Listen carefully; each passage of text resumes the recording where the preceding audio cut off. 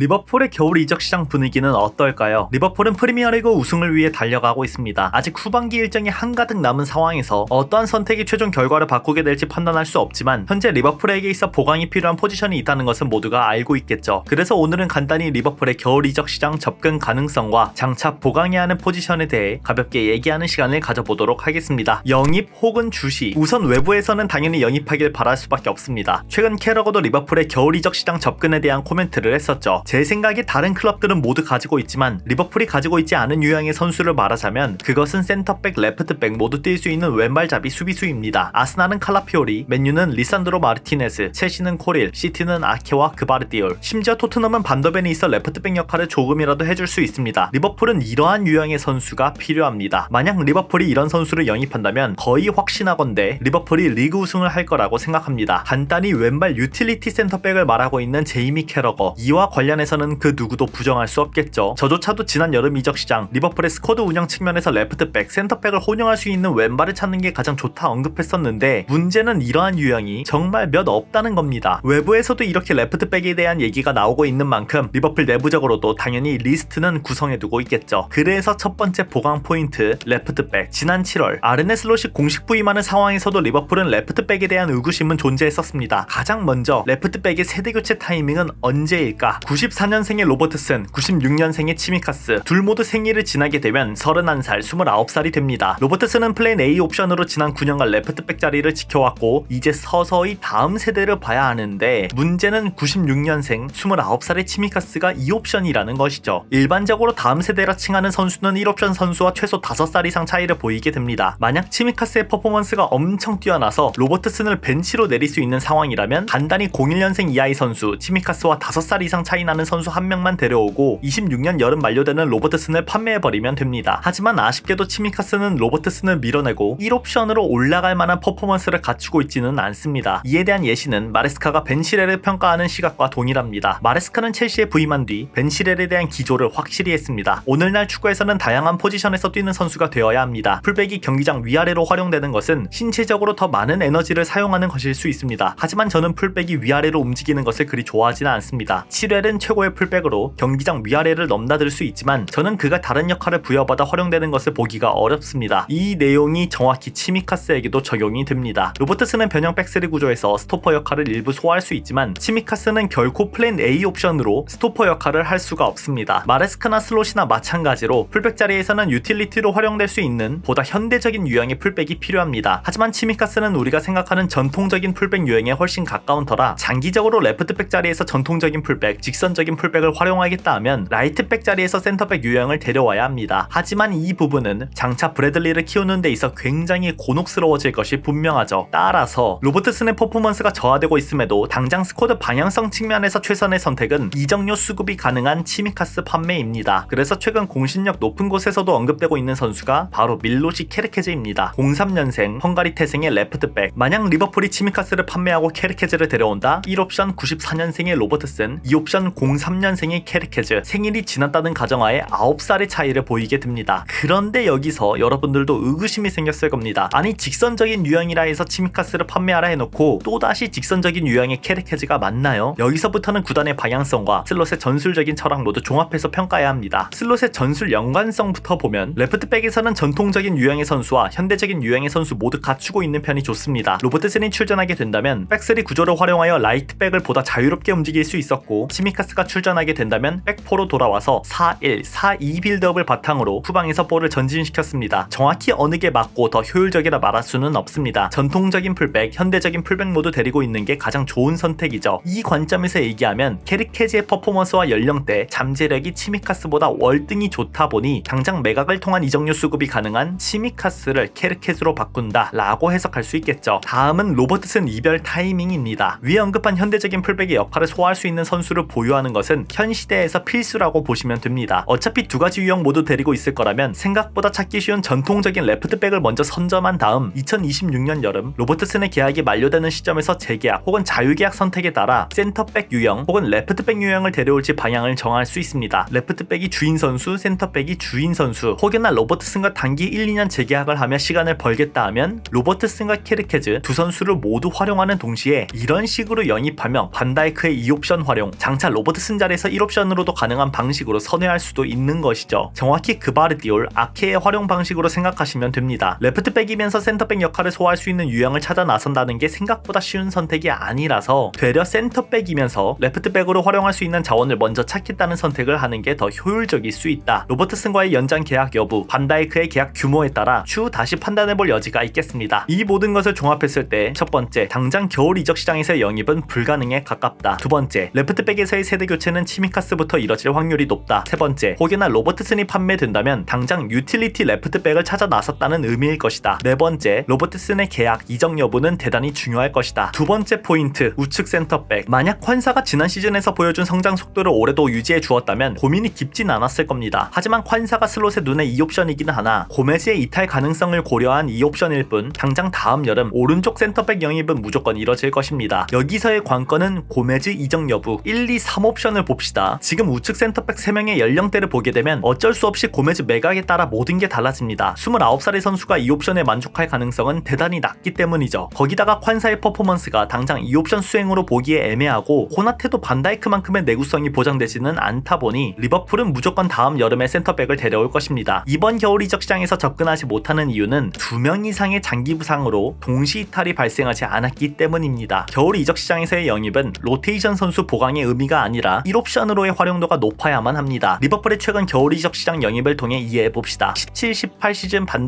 반다이크는 주전 센터백의 역량 문제와 함께 이적 과정에서 발생한 문제가 더해지며 겨울에 영입을 했었죠. 2021 시즌 벤 데이비스 영입과 카박 임대, 센터백 1옵션에서부터 4옵션, 5번째 옵션까지도 사라진 터라 당장 직전감으로 활용할 센터백이 없어 영입, 임대를 했었습니다. 땜빵 정도로 활용되었지만 핵심은 1옵션의 부재였죠. 21-22 시즌 루이스 디아스 영입, 우승 도전을 하는 과정에서 1월 아프리카 네이션스컵 차출이 있었습니다. 마네 살라모드 대표팀에서 힘을 빼고 오는 동시에 피르미누의 부상이 잦아졌었죠. 그래서 리버풀은 바로 레프트 윙 루이스 디아스를 데려와 1옵션으로 활용하는 동시에 마네에게 펄스9 역할을 준 것이죠. 22-23 시즌 각포 영입, 조타 피르미누의 부상, 당장 출전할 수 있는 선수가 살라 누네스 말고는 없었습니다. 심지어 윙 자리를 대체해주던 체인벌린도 부상으로 이탈하며 2명의 공격수밖에 없으니 곧장 각포를 영입한 것이죠. 근 10년 동안 5명의 선수가 겨울 이적 시장을 통해 영입되었는데 이 모든 선택이 1옵션의 부재가 발생했기 때문입니다. 미리 영입하지 않으면 위기를 자초했다는 평가도 있지만 애초에 겨울에 영입하는 팀들의 경우 여름에 계획한 내용들이 무산되고 부진하는 상황에서의 영입이 주를 이루기 때문에 솔직히 겨울 이적 시장에서 영입한다는 것은 그렇게 팀이 좋은 상황에 있지 않다는 것을 의미하죠. 당장 겨울에 가장 활발한 이적 링크, 영입이 발생할 수 있는 팀이 맨시티, 아스날이라는 것만 봐도 알 수 있죠. 종합적으로 보면 첫 번째, 1옵션 코나테의 부상이 없다면 겨울 영입은 없다. 두 번째, 고메즈는 몇 주 부상으로 2월 복귀 가능성이 높다. 세 번째, 코나테, 고메즈, 콴사 3명으로 여전히 시즌 운영 가능하다. 퍼포먼스적인 불만은 있을지언정 1옵션 코나테가 건재하다면 고메즈의 이적 여부가 확실시된 것도 아닌 상황에서 겨울 이적 시장에 접근할 수는 없다. 세 번째 포인트는 수비형 미드필더. 리버풀에게 있어 수비형 미드필더가 향후 영입 1순위인지 판단하는 게 쉽지 않습니다. 그라벤베르의 가파른 성장이 있기 때문이죠. 그라벤베르의 로테이션 자원이 필요한 것인지 그라벤베르의 경쟁자가 필요한 것인지 확실히 정해야만 합니다. 지금의 상황만 두고 본다면 기회를 안정적으로 부여하며 잠재력을 터트려주는 것이 좋지 괜히 경쟁 심리를 부추기며 출전 시간을 배분하는 게 좋아 보이진 않습니다. 리버풀도 내부적으로 6번 자리를 메갈리스터, 존스, 엔도 등등 여러 선수들을 활용하며 운영할 수 있기 때문에 당장 다음 여름 이적 시장에서 6번을 데려오는 게 쉽지 않아 보입니다. 어쩌면 수비밴드 영입 실패가 그라벤베르의 성장으로 이어져서 스쿼드 운영 측면으로 본다면 더 건강해졌죠. 결론, 당장 리버풀이 겨울 이적 시장에서 영입할 가능성은 낮아 보입니다. 1옵션 선수가 장기 부상을 당하면서 2옵션 선수가 이를 대체할 수 없는 상황이 나와야 합니다. 로버트슨, 고메즈, 콴사 등등 레프트백과 센터백 자리에서 불안감을 가지고는 있지만 치미카스, 고메즈 모두 구단에서 매각 대상으로 완전히 열어둔 상황은 아니기 때문에 이번 시즌은 그대로 남은 자원이 시즌을 버텨줘야만 합니다. 아마 다음 여름에는 선수들의 계약 상황에 따라 대격변이 이뤄지지 않을까 예상하고 있습니다. 오늘은 여기까지. 그럼